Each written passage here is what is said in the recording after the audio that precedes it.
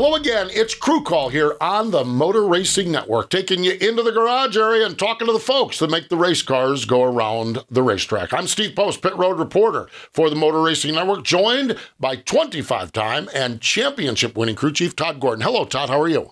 Refreshed. Yes. Yes. Oh, my gosh, dude. Yes, very refreshed. Yeah. And let's hope that all the teams are refreshed as well. Yeah. Because we got a 14-week stretch, the stretch drive, if you will, to the end of the season. Yeah, yeah, it's going to be interesting. We got 4 races left in the Cup season before we get to the playoffs and see how that makeup and happens. We've got players outside of that. We got 1 race left in the Truck Series schedule before we get to that cutoff race this weekend at Richmond. So lots to talk about. We're going to talk, and we'll talk about all of that. This is kind of a preview show of the 14 rounds, but we come back to life on Monday, and Dustin Long, a great reporter for NBC, I absolutely think the world and have so much respect for Dustin, breaks the news that one team already in the playoffs, locked in, Christopher Bell's team, Adam Stevens, going to be working remotely, as Adam had some knee injuries. Both of his knees, had some surgery on both knees during the Olympic break, and working remotely. Todd, what does that mean in 2024? Upside, downside, what does that mean? Yeah, I mean, first of all, I hope everything's all right for Alex and Adam, and he works forward from that. Hope it's recoverable and gets him back to where he needs to be. I don't know the extent of the injuries there. Tough to hear that, but it's hope he gets back to the racetrack the way he needs to. The remote piece, if he's at the shop and able to get to the shop, I think. I actually think this could be a positive for the 20 team. I think we work so hard at including the war room pieces. We talk about that all the time, and all the support that comes from the shop. Well, now this gives Adam a chance to kind of be behind the scenes and develop the relationships in the war room and see how that side of the box works. During the race, not just the kind of overseeing, but being involved in it, because he'll be, I have to believe if he's not on major pain medication, he'll still call a race. It'll just be from JGR and not from Richmond this weekend. So be interested to see how it plays out. But I think this actually, there's some challenges. Right. They've got so much depth within their organization. I think, their engineering, everybody that's a crew chief there has come from the engineering role. I think, the communication side will be a little different. But this gives Adam a chance to call the race from the war room and may make the war room a little more integral come playoff time when Adam can get back to the racetrack. It's fascinating. Perspective is something that I think about in a lot of facets of life, and again, not necessarily just motorsports, but every facet of life. He is going to get the perspective for a week or multiple weeks. We don't know yet as we record this what the timeline is. He's going to get the perspective from a key part of what they do that most crew chiefs don't get that view. Yeah, definitely. It's one of those that you don't see unless you have a situation like this. But I do think the vision of understanding that may allow him to use the tools from the war room more effectively come race time. So in the long run, this setback may actually be a benefit come playoff time. They're in a great spot, multiple wins. They're not, this is not a bad time for them to have this setback, as long as we can get Adam back to the racetrack, in 3 or 4 weeks. And I don't know what the recovery is going to be. I don't know what the surgery was. I mean, it depends on where they all get to. I had a team member that broke a leg, but really extensively. It took him months to get back. So let's hope everything works out. And this is a multiple week situation, and Adam's back for the playoffs. That's what we're hoping for. So again, we wish the best for Adam, and we'll see what happens. But that 20 team should be stout no matter what. We're going to step away. When we come back, we're going to look at the 14 races, the playoffs, and where we're going here over the next couple of months with the NASCAR Cup Series. Crew Call rolling along here on the Motor Racing Network. Todd Gordon and Steve Posted. Todd, 14 races for the NASCAR Cup Series, 4 before we get into the playoffs. Yeah. Then we get into the playoffs. We have got in the Cup Series 12 drivers with wins. We at one time thought racing your way in on points may not be the case, and it still may not be the case, but we've only got a 7-point margin between Ross Chastain and Bubba Wallace.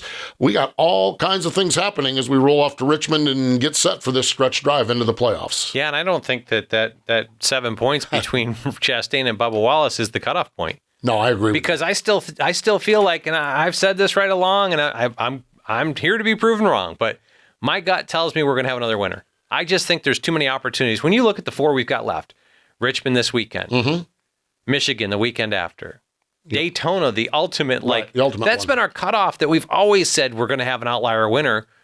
And then Darlington. I mean, Chris Buescher was in position to win that race before Tyler Reddick walled him. Yeah. So, I mean, Tyler was really good too, but we could see Buescher win there. Right. We could see Kyle Busch win at Daytona. Yeah, we can see Kyle Busch to me is fascinating because we've bemoaned the bad luck. A lot of his bad luck late in the day has been in the top 5. Yes. You think about his bad luck. His bad luck has been, it starts terrible.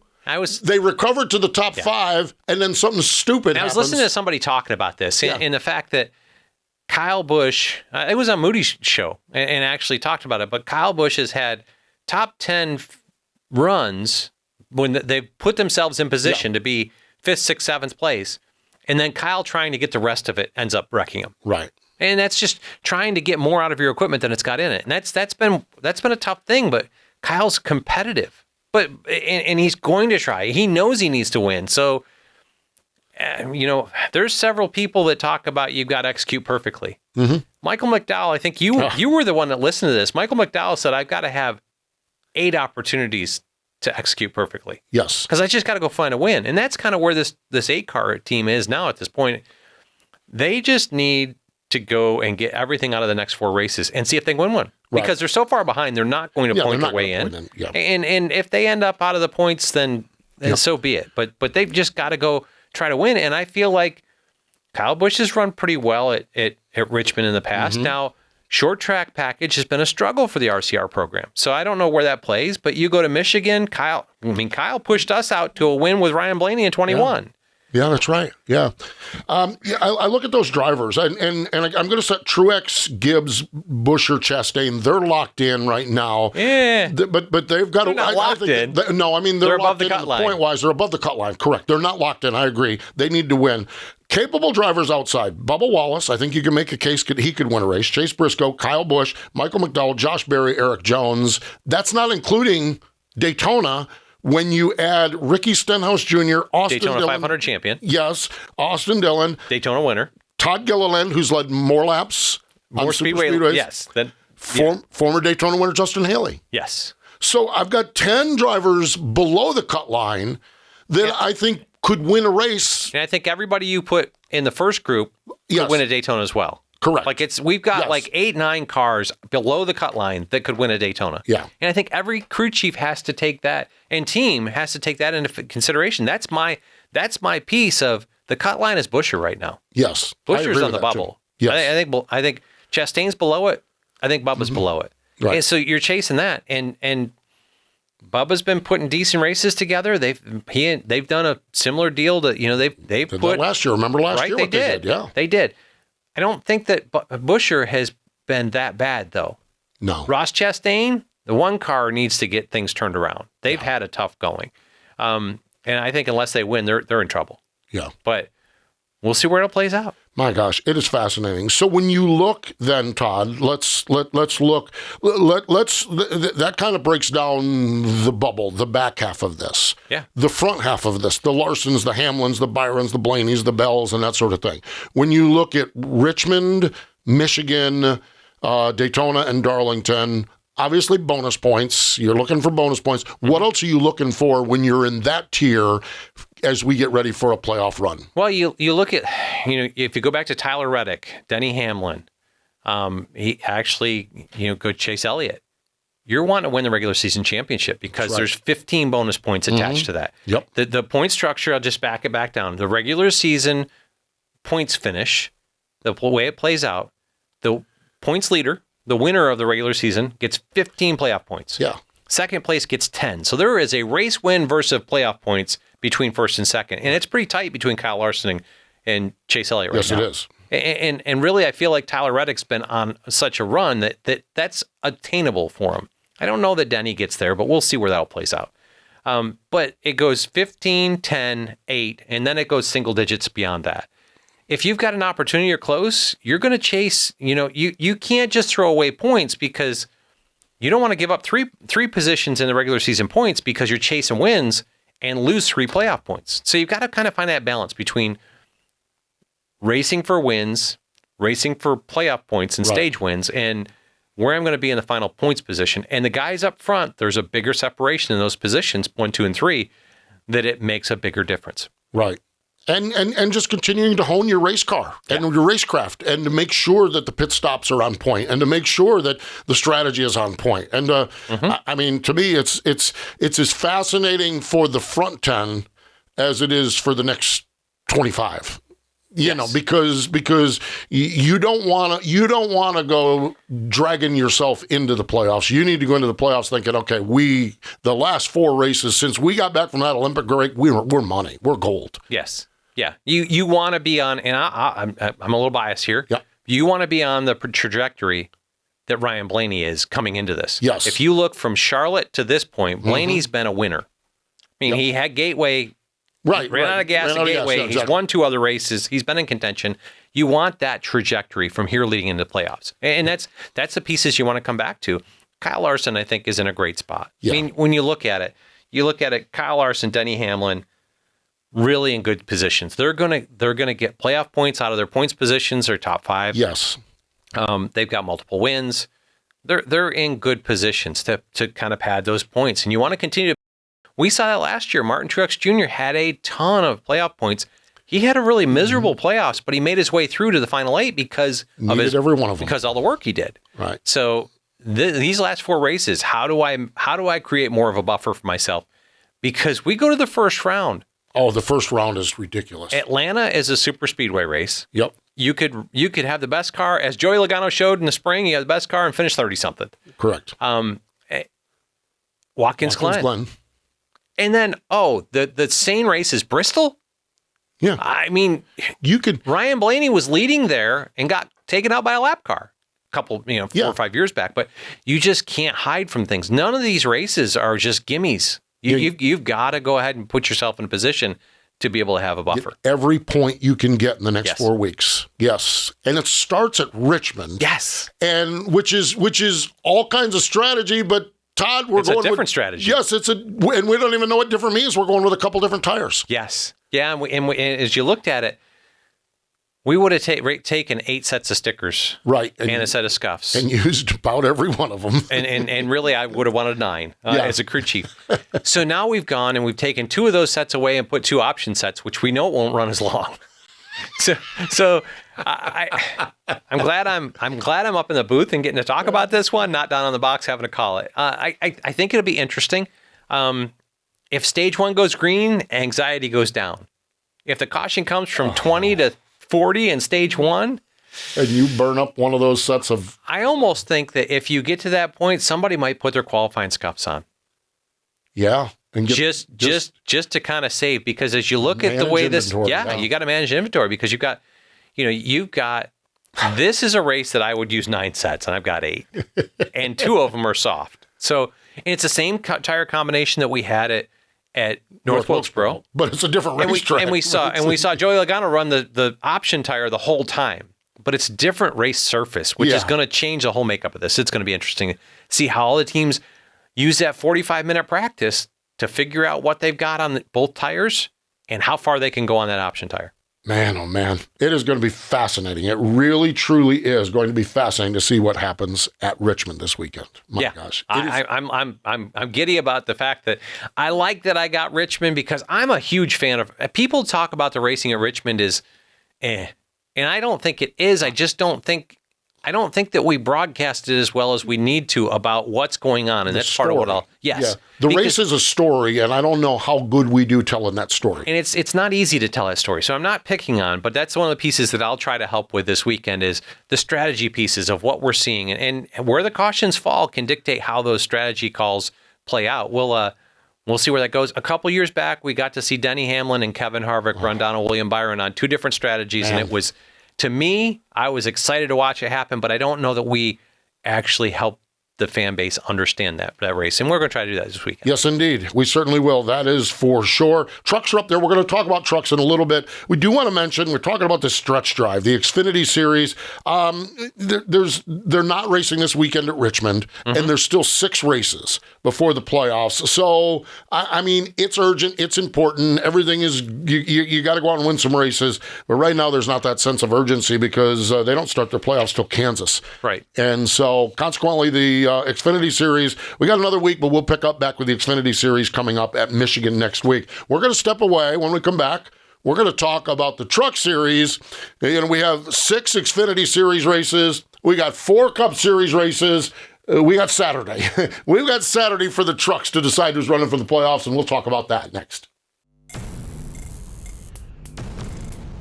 It is Crew Call rolling along here. Todd Gordon and Steve Post. We're flying solo this time because we just, in complete honesty, everybody's been on vacation, and right now everybody is full steam ahead. Yes. And so we're kind of like, let's give our crew chiefs and our friends in the garages a chance to get ready to go to Richmond. And there's enough we can talk about, that's for sure. Yeah. I mean, in this one, I really look forward to. This is a cutoff race. Yes, for the trucks. Truck Series regular season championship will be decided at Richmond.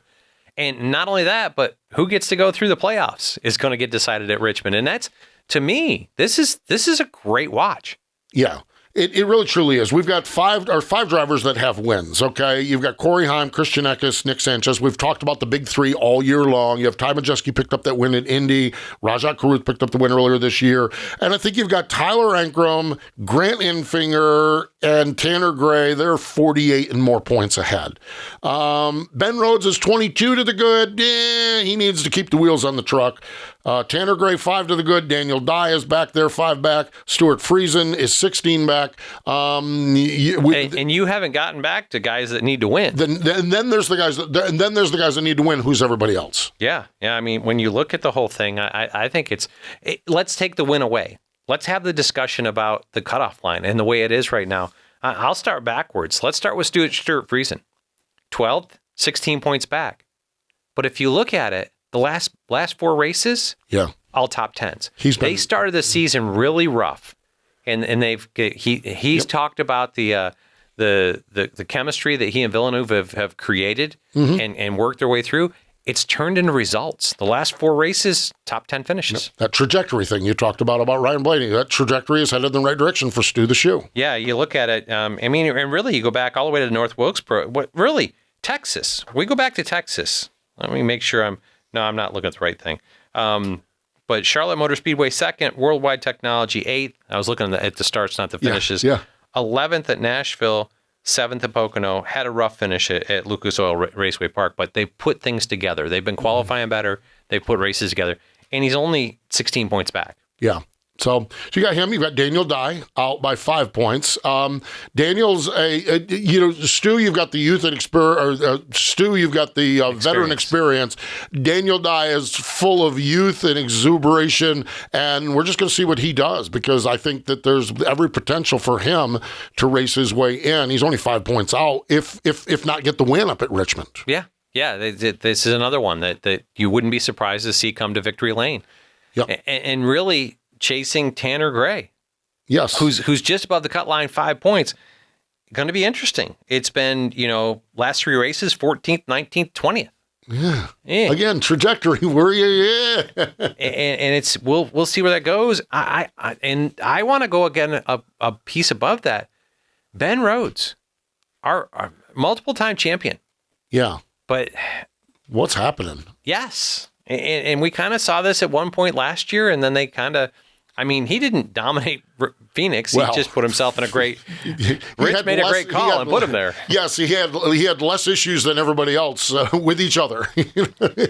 But you look at it, and I don't know. We'll see where all that plays out, but they've put a decent run together here lately. 5th at Charlotte, 7th at Worldwide Racing or Worldwide Technology Raceway, 7th at Nashville, but then Pocono and Lucas Oil Raceways, 18th and 21st. So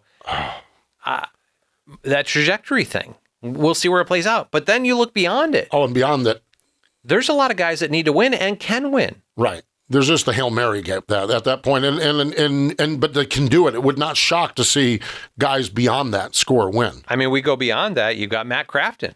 Yeah.